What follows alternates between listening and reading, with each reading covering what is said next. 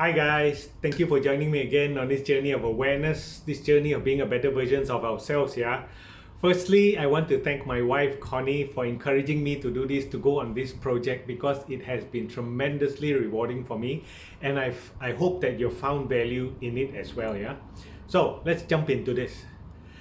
Yesterday we talked about how our obsessions can be our true calling, right? Yeah, how our obsessions can help us to find our true calling, to get there, to get on the path to our true calling.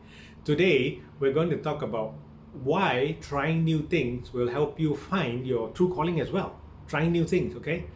Now here's the thing: most of us are stuck in a cycle, right? Most of us are just been doing what we've been doing for years. For instance, we wake up in the morning, we brush our teeth, we eat breakfast, and then we do our work. Now work from home, kan? We do our work, we sit at where we're doing, where we're working, and then we stop for lunch, we eat lunch, and then we go to work again where we are sitting, and then we finish work, I don't know, we clean up, and then we have dinner, and then maybe we watch a bit of TV, and we go to sleep, and then repeat. Every day is the same. We are in a cycle. Now, we as human beings, we find comfort in routines. Yeah. So we might have fallen into a zone of comfort. Now, mind you, it's comfort, right? It's a comfort zone. It has got nothing to do with happiness. It is just us being comfortable with what we're doing regularly. It's just what we do. It's comfortable there. However, it is a comfort zone that we're in. Whether it's the best place we're in or we should be, that's a different thing altogether, yeah? So, today we're going to talk about that, okay? Now, it's time, yeah, for you to give yourself the opportunity to try new things.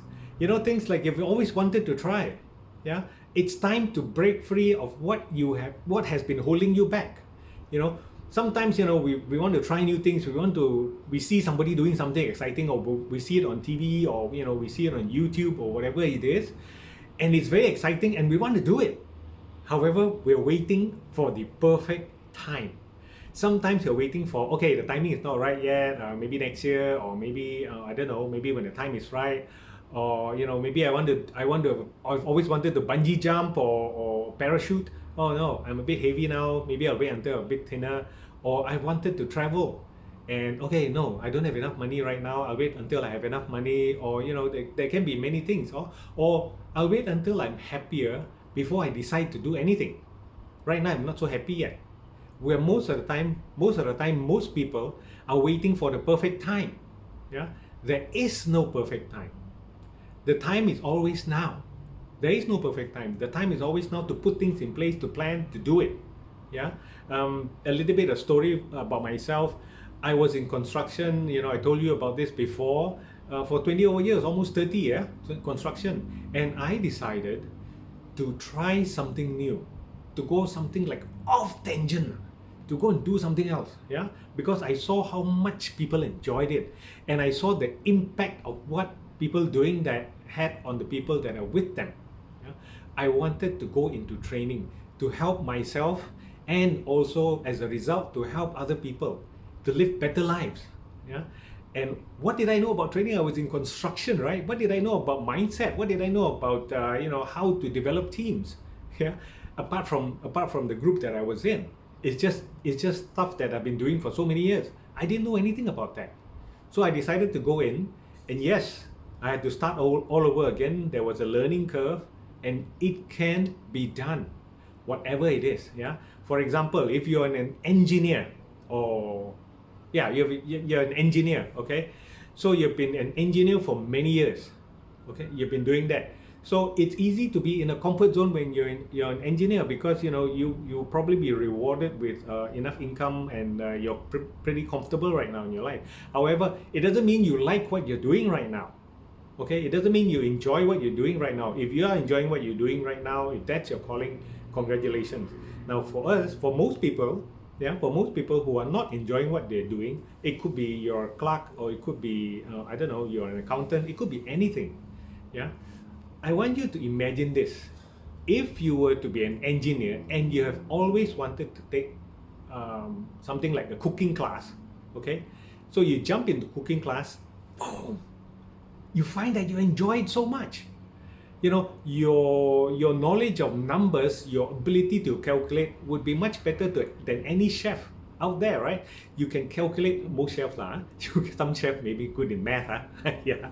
So you could be able to calculate recipes, the ingredients, to convert ounces into, you know, all those things. There are a lot of convergence when it comes to cooking, yeah. Oh, well, luckily there's Google there. However, if you have that, if you are an engineer by nature and you're used to numbers, can you imagine how good you will be in calculating that stuff? You'll be ahead of the curve, you know, and you will be discovering something new that you've never tried before. And it could be a new passion, and it could be a direction that brings you to your true calling, right? Your true calling. It's never too late. It took me 20 over years to decide that, you know what, that's enough. I'm not enjoying that so as much as I originally did. Maybe that's not my true calling. It took me 20 over years. Yes, like I said just now, it could be that you need to start all over again, that you could be, you know, starting from scratch. You could be having to learn a lot of things. But heck, all great things come from taking risks, right? Yeah.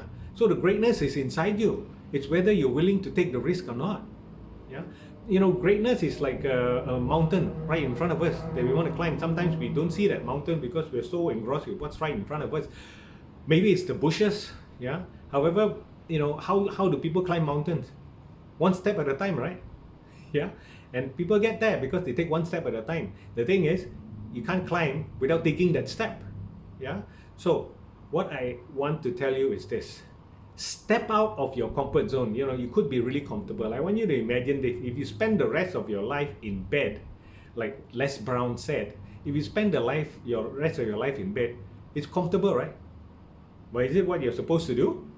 No, no. So step out of your comfort zone, get into the mind that is going to bring you where you are supposed to be. Yes, there is greatness reserved for you, especially for you, and discover your true potential. Yeah. Okay. Now, I want you to think about what I said today, and then, you know, give it some thought and think about what it is that you've always wanted to do. Even something you've never imagined you wanted to do. Maybe you watch it on TV, like I said just now, watch it on YouTube. Give it a shot. What have you got to lose, right? You're already where you are. Okay? You never know. All right? Thanks for watching. You know, we'll catch up again on the next video of being a better version of ourselves. All right? Bye, guys.